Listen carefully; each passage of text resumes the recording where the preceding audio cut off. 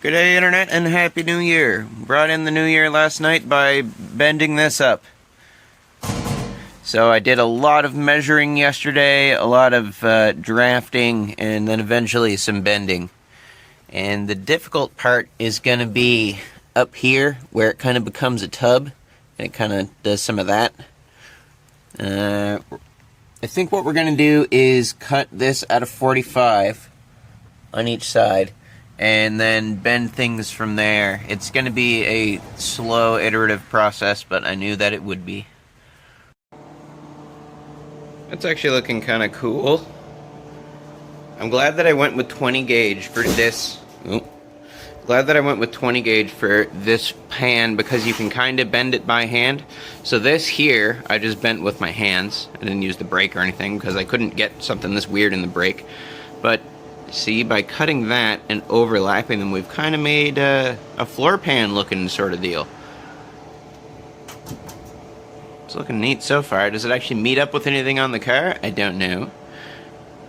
This is the result of a couple of days and a million trips in and out of the house worth of trimming and bending and trimming and bending and trimming and bending this thing. And we've got it to the point where all the way around the perimeter, I'm happy with how close it is.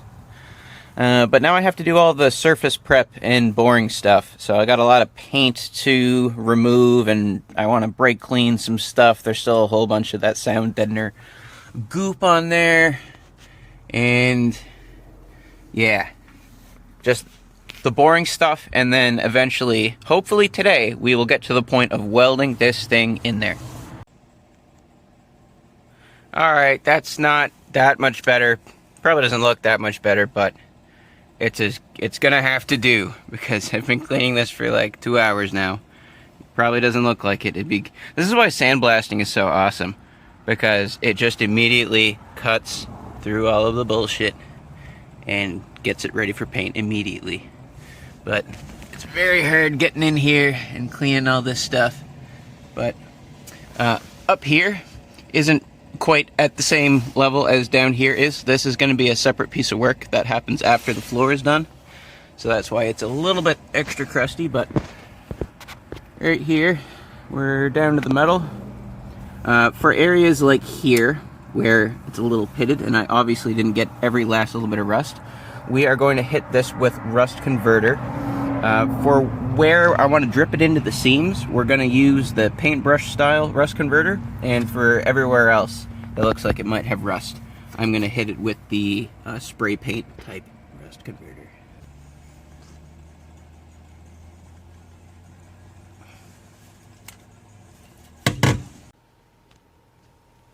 Alright, weld through primer has been sprayed on all the areas that are going to get squished in between the car and the new floor pan. Any overlaps that we're doing are getting this stuff and then some. Yeah, I'm going to let this stuff dry probably overnight, and then I'll tackle this tomorrow. Probably should seam seal the inside of this before I go to bed. And yeah, it might be done this weekend. Just maybe. Alright, next day.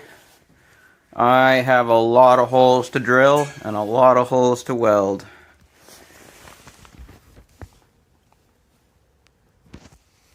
Is it as many as the last floor pan? No, but it's still a lot. So, I have done this before. I can do it. I can do it.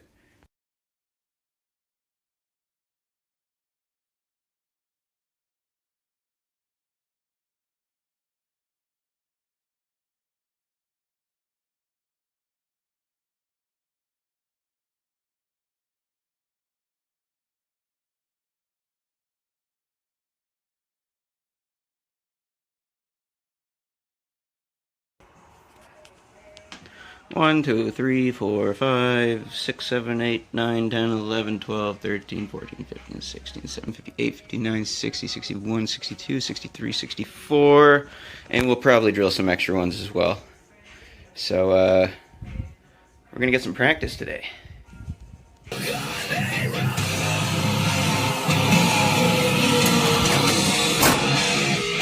Done.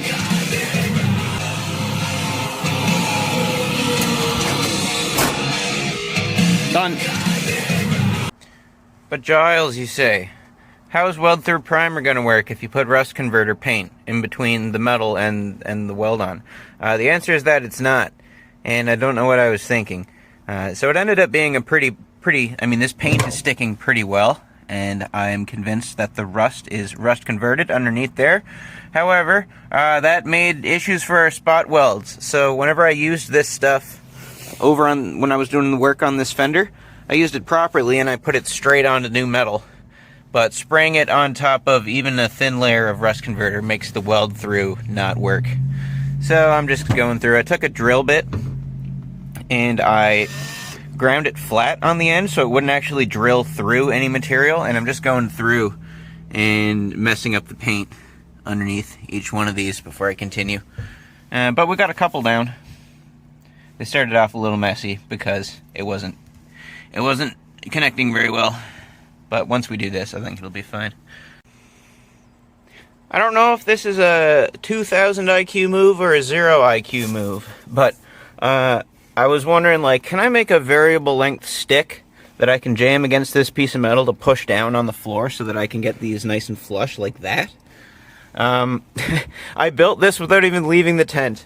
I just took a bolt, that's a 10mm, and then a 10mm socket, and then some 3/8 extensions, and I'm able to fidget with it and jam it in there such that it holds this down, because it actually takes a little bit of force in this area to get it to go where I need it to go.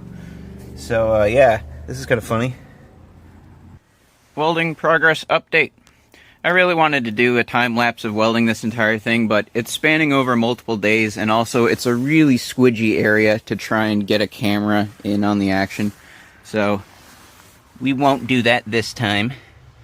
But we got most of them. We're easily over halfway done.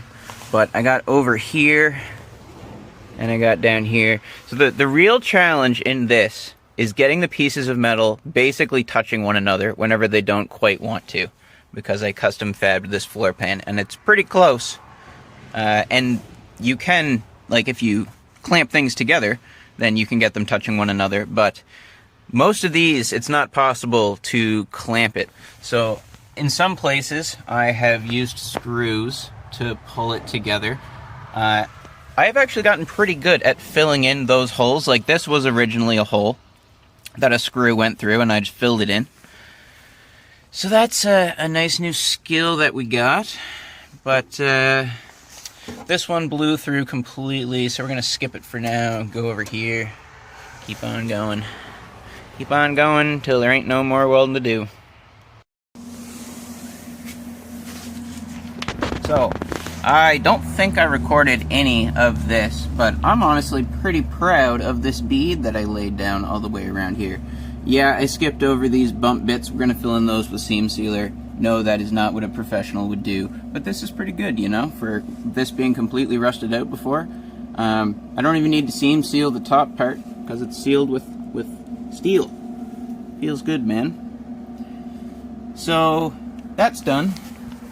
And what we're going to move on to next is this seat, but I think we're going to do that in the next episode because I reckon that this video is getting pretty long. So I will see you in the next one. Peace.